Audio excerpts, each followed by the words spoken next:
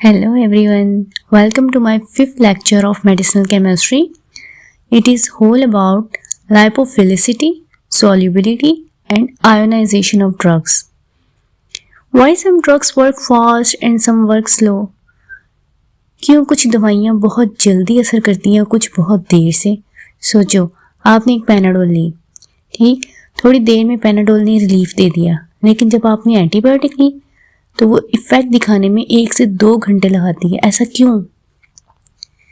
तो यहाँ इंटर होता है एक फैसिनेटिंग कॉन्सेप्ट जिसको हम कहते हैं लाइपोफिलिसिटी, सॉल्युबिलिटी एंड आयोनाइजेशन। हर दवाई का इफेक्ट डिपेंड करता है इस बात पर कि वो बॉडी के सेल तक कैसे पहुँचती है। उसका रूट यानी उसकी एब्जॉर्प्शन टोटली डिपेंड करती है कि वो पानी में ज़्यादा हल होगी या फिर चर्बी में। लाइपोफिलिसिटी मतलब fat loving nature of a drug. Books कहती हैं lipophilicity refers to ability of a compound to dissolve in fats, oils and non polar solvents. It is usually expressed as the partition coefficient log P between octanol and water. लाइपोफिलिसिटी का मतलब होता है कि drug का fat loving मतलब fat lipid के साथ love affair. अगर ड्रग लिपिड लविंग है ना मतलब फैट लविंग है तो वो सेल मेम्ब्रेन के अंदर इजीली हल हो जाती है, क्योंकि हमारी जो सेल मेम्ब्रेन होती है ना उसका आउटर लेयर वो लिपिड बाइलेयर है इसीलिए। और अगर ड्रग वाटर लविंग है, हाइड्रोफिलिक इन नेचर है तो वो बाहर रह जाती है, वो सेल मेम्ब्रेन क्रॉस नहीं कर पाती। जैसे for example diazepam lipid loving है, ठीक है, लाइपोफिलिक इन नेचर है, वो जल्दी ब्लड ब्रेन बैरियर को क्रॉस करके ब्रेन में पहुंचती है और वो फिर fast relaxation reaction action show करती है।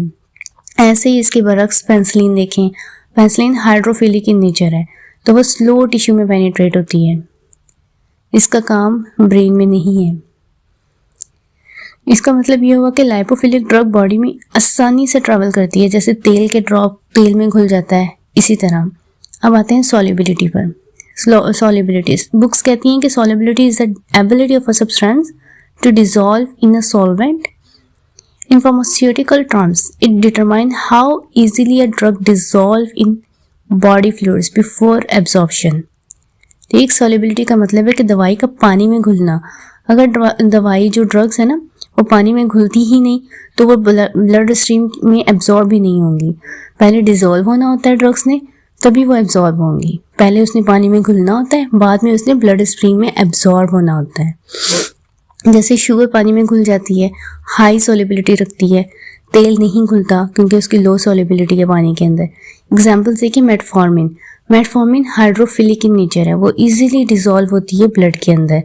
और ऐसे ही ग्राइसोफिल्विन ड्रग्स वो लाइपोफिलिक इन नेचर है, उसको फैट मतलब फैटी मील चाहिए होगा अपने एब्जॉर्प्शंस के लिए, इसलिए डॉक्टर कहते हैं कि ये दवाई दूध के साथ लेनी है क्योंकि कुछ ड्रग्स को एब्जॉर्ब होने के लिए फैट चाहिए होता है। रिलेशनशिप क्या है लाइपोफिलिसिटी और सॉल्युबिलिटी का? बुक्स कहती हैं lipophilicity and solubility are inversely related, ठीक है ना, inversely proportional. An increase in lipophilicity generally leads to decrease in aqueous solubility. अगर ड्रग ज़्यादा लिपिड लविंग है तो वो पानी में कम घुलेगी, और अगर वो पानी में ज़्यादा घुलने वाली है तो वो फैट में कम डिसॉल्व होगी। यानी दोनों एक दूसरे के अपोजिट हैं, इनवर्सली प्रोपोर्शनल है। जैसे बटर और पानी दोनों अलग हो जाते हैं, वैसे ही लाइपोफिलिक और हाइड्रोफिलिक प्रॉपर्टीज एक साथ ज़्यादा नहीं होती। Ionization is the process by which a molecule gain or loss a proton, leading to formation of charge or uncharged species. The extent of ionization depends on pH of environment and pKa of a compounds. इसका मतलब है कि जब drug पानी में घुलती है ना तो वो अपना कुछ पार्ट चार्ज बना लेती है। जिस पार्ट में चार्ज होता है उसे कहते हैं कि आयोनाइज फॉर्म है ड्रग की, और जिस पार्ट में चार्ज नहीं होता वो नॉन आयोनाइज फॉर्म होती है ड्रग की। अब non ionise form lipid soluble होती है, वो इजीली सेल मेम्ब्रेन क्रॉस कर लेती है, और आयोनाइज फॉर्म जो होती है ना वो वाटर सॉल्युबल होती है, वो ब्लड स्ट्रीम में रहती है।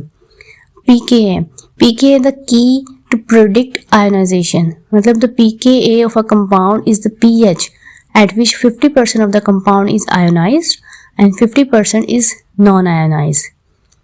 पीके एक फिक्स नंबर होता है जो हर ड्रग का अपना अपना होता है। ये बताता है कि किस पीएच पर ड्रग आधी आयोनाइज होती है और आधी नॉन आयोनाइज। इसे हम प्रिडिक्ट कर सकते हैं कि वो बॉडी के किस पार्ट में एब्जॉर्ब होगी। मतलब अगर ड्रग का पीके और मीडियम का पीएच इक्वल हो जाए तो ड्रग आधी न्यूट्रल और आधी चार्ज फॉर्म में होती है। Role of pH and pKa in ionizations. The extent of ionization of a weak acid or weak base depends upon the relationship between its pKa and pH of the environment. Non-ionized form are lipid soluble and can cross membrane, और ionized form are water soluble and cannot. क्या ये Goodman Gillman कहते हैं। अब इसका मतलब है कि वीक एसिडिक ड्रग्स होती है ना, वीक एसिड जो ड्रग होती हैं वो एसिडिक मीडियम में एब्जॉर्ब होती हैं, और वीक बेस जो ड्रग्स होती हैं वो बेसिक मीडियम में। सिंपल। अब वो ड्रग टाइप जैसे देखें, एस्प्रिन है, वो वीक एसिड है, ठीक है, 3.5 इसकी पीएच है, तो ये स्टमक में एब्जॉर्ब होती है क्योंकि स्टमक भी एसिडिक पीएच रखता है, उसकी पीएच 2 होती है। ऐसे ही मॉर्फिन वीक बेस है, इसकी जो पीएच है वो 8 है, और इंटेस्टीन में एब्जॉर्ब होती है क्योंकि इंटेस्टीन की भी जो पीएच है ना वो बेसिक है। तो सोचो तुमने एस्प्रिन ली कि ये स्टमक में एब्जॉर्ब होगी क्योंकि दोनों एसिडिक हैं। जो ड्रग वीक एसिड में ही हल होती है, और मॉर्फिन को स्टमक में दोगे तो एब्जॉर्ब ही नहीं होगी क्योंकि वो इंटेस्टीन में जाएगी, वहां से वो एब्जॉर्ब होगी। रूल ऑफ एब्जॉर्प्शन क्या है? Drugs are absorb in the region where they remain largely non ionised. याद रखो, दवाई वहीं एब्जॉर्ब होती है जहां वो न्यूट्रल फॉर्म में हो। एसिडिक ड्रग एसिडिक मीडियम में और बेसिक ड्रग्स बेसिक मीडियम में एब्जॉर्ब होती हैं।